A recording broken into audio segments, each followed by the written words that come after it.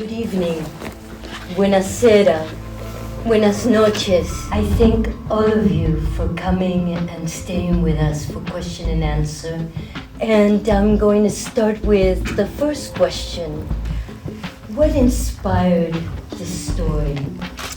When I was writing the screenplay, what happened is I thought that art is all that we have left from all the people that have lived before us.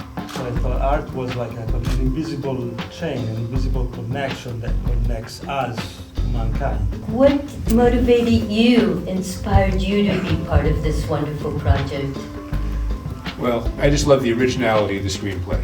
I recognized, but in the first time I read the screenplay, it has this broken timeline, is what you just saw. And those are always very interesting movies, but they're also very challenging and difficult movies to, you have to always be careful how you're putting them together so that the audience always knows sort of where they are, what the character's doing, what their motivations are, what's happening in the story. I'd also love the whole kind of the puzzle of the movie, the puzzle that's in the script and the structure of it. So that interested me a lot. I love the art world that Alessio just talked about. I like trying to make the editing of the movie and the storytelling reflect the world it was in. Marco, can you share with us what inspired you to work on this project? Well, Zach called me and asked me to work on it. But the thing that I found captivating was because of the subject matter of the film. You could take music that's familiar with people and use it as score. You know, the main theme for this is derived from Ave Maria, and that becomes Michael's theme throughout. And then there's also a love theme that came from a Chopin piece, and I thought, you know, it's a great opportunity to just try to play with these familiar thematic things, but you know, use them in as a through line for the score. Did you face any challenges working on the film, in the music? I mean, one of the main things is that music only exists on paper until you have musicians, or you know, electronics. But we actually wanted some musicians in this, and during COVID, you couldn't get anybody together. So just the way we had to record, just having everybody spread out with masks on, it was just not. It was a shitty way to work. But it, you know, we figured, and also film is it's a collaborative medium, and I was just talking about this tonight with Alessio. The fact that this is the first time we met each other was tonight, and you know, doing all these meetings over Zoom, and you know, makes you want to give up the business. So. I'm going to add something. You know, when I'm editing a movie, I'm always thinking about music. And I was depending on the composer. I didn't know it was going to be Marco at the time. I was thrilled when he accepted it. But when you have this kind of a broken timeline with a flashback structure, it's really important when you're, as you guys now see, you know, sometimes we're seeing the same thing from another point of view. I thought he did just a great job of musically reflecting that. It was like almost a variation on the previous cue. Sometimes it was obvious, sometimes it was very subtle, but I think it always registered with the audience and really helped that storytelling I was talking about before. Can you share with us some of the challenges you faced? I mean, they weren't really challenging. It was more logistic, because we, for example, started editing the picture in Rome with Zach, and then there was the pandemic, and he had to go back home. And you're there, there wasn't really a software to do that yet, so I believe they enhanced the software to allow this to happen. I believe somebody wrote a software for you. Yeah. Essentially. And we, it was a logistic. I had to begin waking up at 5 p.m. and beginning sort of a Zoom call. Wasn't really Zoom with him and with Marco until 9 a.m. or 10 a.m. on the next day, Rome time, because they wouldn't allow travel back to the States. So it was, logistic was complicated. But other than that, it's been an incredible experience. And the movie on so many levels is a reflection on pop culture and what are the elements of pop culture and what is iconic. And I really love the work that both Zach and Marco did, because Zach, for example, created elements that are iconic based on previous icons. He created these incredible transitions for the film, which is sort of like what in music Marco did, because he took famous classical pieces and transformed them into something else, which is not just a cover.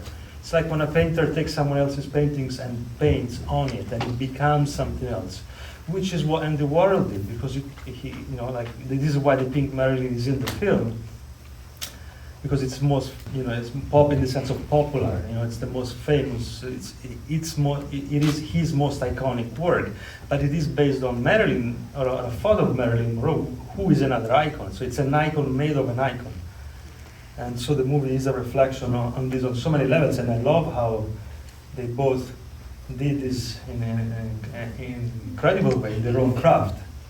Can you share with us what it was like to work with this wonderful international cast? It was a blast. It was a blessing. I was honored. They are very talented actors, and they were really great on set. They gave all their energy, all their effort, all they could to these characters. They really committed 100% to these characters.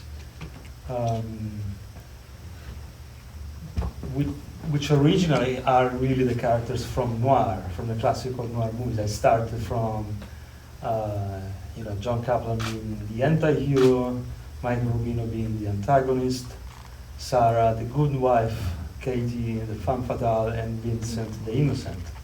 But then I played twists on these characters, and they all have arcs in which they need to face what they want versus what they need. And every character, I feel, has an arc, and they all really embrace the characters, and they really enjoy the arc, and we had a lot of really interesting creative conversations about this. Was there a lot of ad-lib? I did leave room for improvisation, but it was very little. They really liked the material, and they followed it. Of course, everyone has a different process. Like, somebody likes to rehearse, somebody doesn't like to rehearse. So I embraced everyone's method of work, because there isn't just one way to do things. There's many ways to do things. Having a common goal together, we can get there in different ways. Where did you shoot? So we shot in Italy and in Bulgaria, because they have the biggest set of New York exteriors in Europe. So that was the natural choice, being a small Italian film. Yes, we shot there. And then, of course, there was a lot of CGI involved, and a lot of effort from Zach and his team, and Craig Lean, who's the VFX supervisor, and a lot of work from a lot of people to enhance, and like city extensions and build extensions and all of that. I love the style. Is there any questions from the audience? Yes, sir.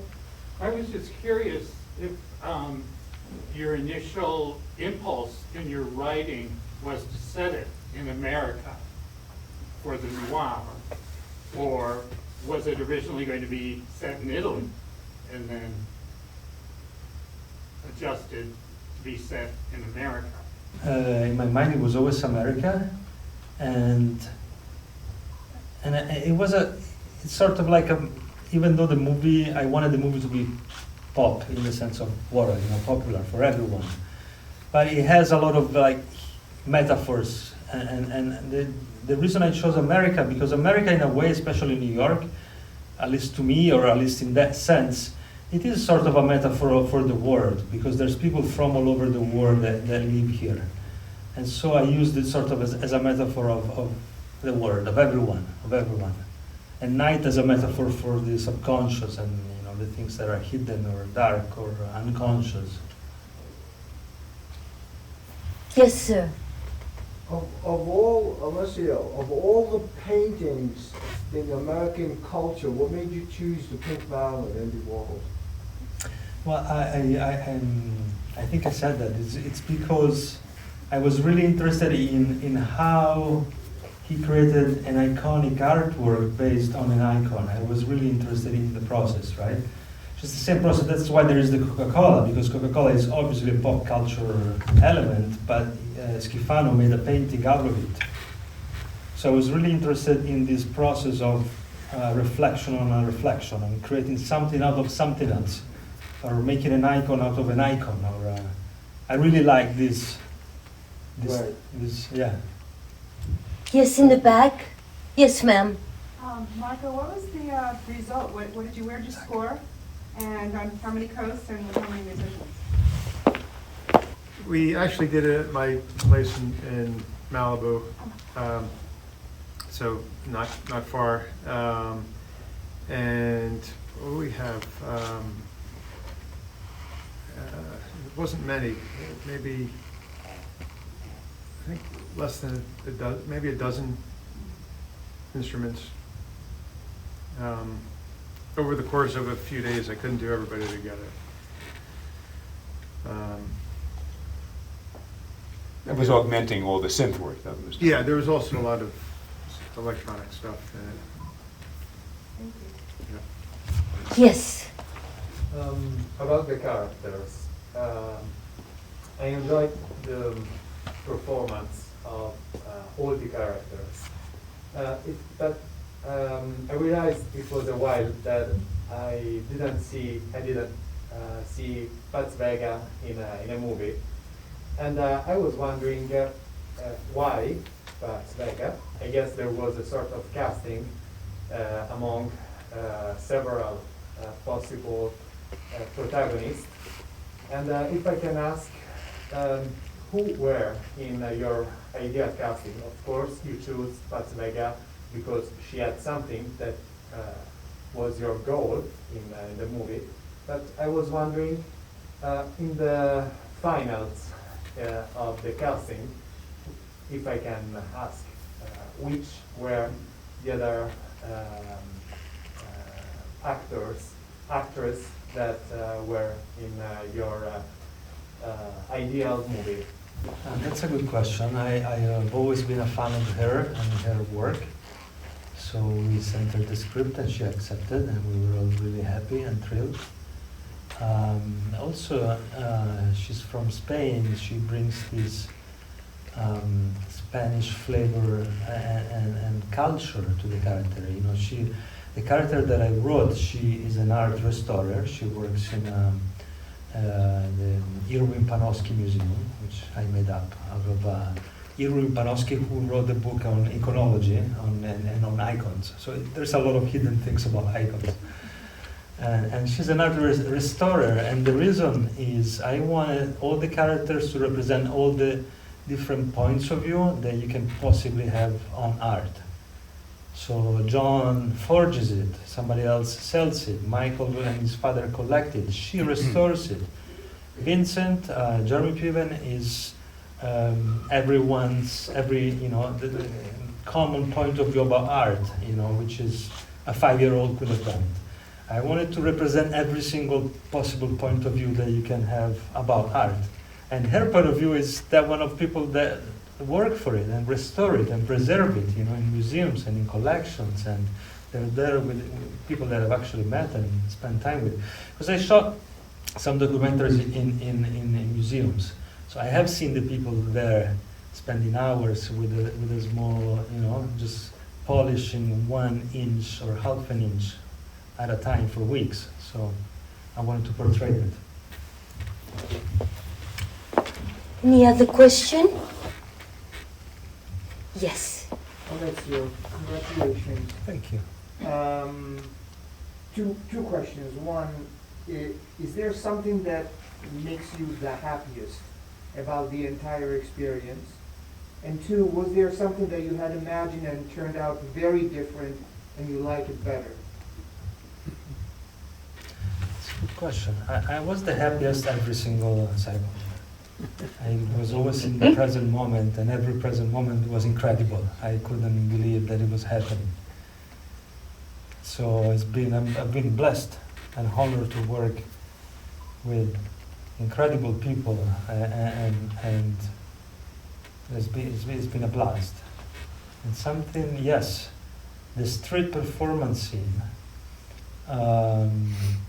Zach created this really beautiful chapter transition that says art plus life equals chaos, which is sort of the motif of the film. And I used art in the movie many times as an element of chaos. Like the characters want to do something and then they end up doing something else because there is an element of chaos that gets into their life. And in that scene, John wants to do the swap of the artwork for Sarah, for Paz, but he's willing to do it, but he gets to the meeting point and there is a performance. There's an art performance of, a street art performance in the street which prevents this to happen. So I used art as this element. And yes, in the screenplay there was supposed to be 1,000 naked people painted in blue. Because I used real art, every art you see in the movie is a real art from a real artist. And there's a real artist that does that, who lives in New York, and I contacted him, and we're gonna do it. But because we shot in Bulgaria, and it was minus 20 degrees Celsius, which is 20 degrees below freezing point in Fahrenheit, I'm not sure what that is, but they were gonna die, so they couldn't be naked, okay? So I just, the extras guy came to me and said, somebody's willing to do it, but maybe they'll die. I'm like, okay, forget about the idea, we can do it. So I at the last minute, a few days before, we decided to dress them in black, and we found these masks. I had this idea about masks. And I painted them myself with a small group of people the night before. We painted them, and it says art, life, and chaos. And then we added the color smoke, and we painted them on their faces. So that was all created like the day, I had this problem for a week or so, but then I found the solution literally the night before. And now people see it and they tell me, oh, this is a metaphor for COVID, because they wear the masks, and under the masks they're colored. And there's this color smoke, so that is the virus. I'm like, okay, it actually was cold, and I came up with something else. So yeah. Yes. I'm curious, once you wrote the script, how you got it set up. Did you have an agent and manager in terms of how you found financing and producers and the physical nuts and bolts of setting it up? Well, what happened is they hired me, based on something I wrote, they hired me to write the screenplay. So I had a production on board from day one of writing. So they got everything together as I was writing. In the back, questions? How long did it take you to film? Perhaps 2 months, a little over than 2 months. Was it because of COVID challenges? Oh, no, we shot before the pandemic. You shot before the pandemic. Well, I very much like the fact that you brought in all these different points of view from art, the restorer, the painter. So who did the paintings that you used? A forger? But actually, they're all like we got luckily these estates granted us rights to the paintings, so they sent us either the master files, and then the art department will recreate them. Luckily, like the Warhol Foundation and all these granted us rights. Jeff Koons sent us a real sculpture. It was incredible. I'm not even sure how we did this. You were blessed. I did the ones when it shoots on the canvas. I actually went to East Europe and we shot with real AK-47s on the canvas. So I did those. And yes, we've been blessed on so many levels. For example, when the first conversation I had with Marco, he told me he wanted to do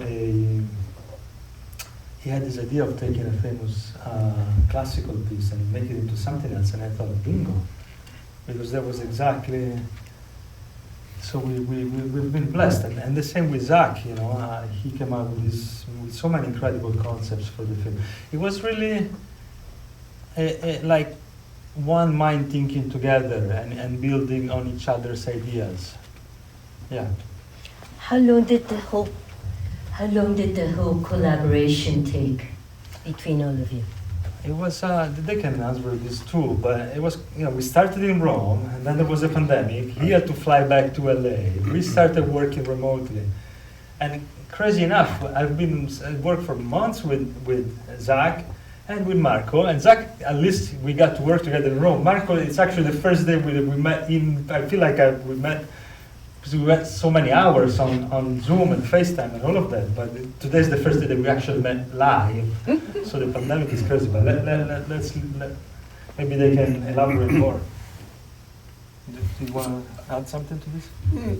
No, I was just going to say, it's a good point to mention our producer, Martha Capello, who, in my experience, you get a lot of producers who just tell you what you can't do.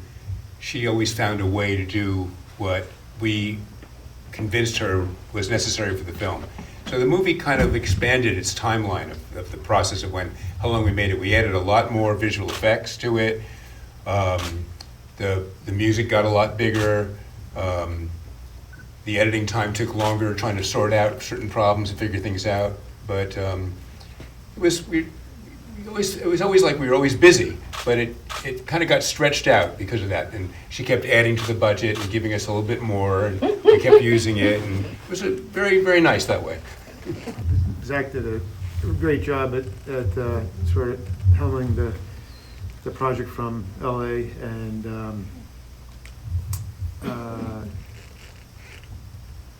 just making it a really interesting project to work on. So. I always feel like a movie. It's like when I'm making edits, I'm always thinking about sound and music. So, and I discuss it a lot in advance with the director, and we get to a common place. So it makes it a lot easier when you've worked it all out, at least in your head, to communicate that to the composer, who has plenty of freedom to change it too. But in this case, we were on pretty solid ground. So yeah, I think we saw a lot of the same vision. It's back to you.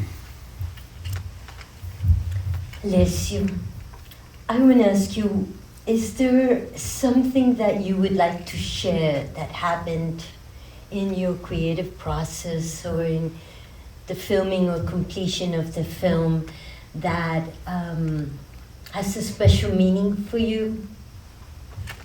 Any special story or something that it's not on the film but you would like to share? Yeah, there's life and there's problem solving, but pretty much everything that was on the page was on the screen. It's never like, there were physical challenges like the weather or the temperature or like nature elements and this and that. Other than that, it's just been a lot of fun. One thing is writing an explosion, another thing is blowing up a building for real. and like hear the sound, the whole crew freezing for a moment because they just heard boom. So it was all a lot of fun.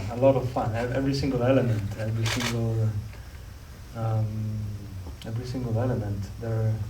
I'm sure there are a million stories. There's a million stories of how everything came together. But it was a lot of, it had a lot of night shoots because it's called American Night, so it takes place at night, so we had to shoot at night. So there was a lot of nights involved, and then I ended up working at night because of the pandemic. So, but it was a lot of fun. It was a blessing. I want to know, did you write it in English or Italian? That's a good question. I started in English, but then I realized I can think faster in Italian. So I wrote in Italian first. Actually, I handwrite.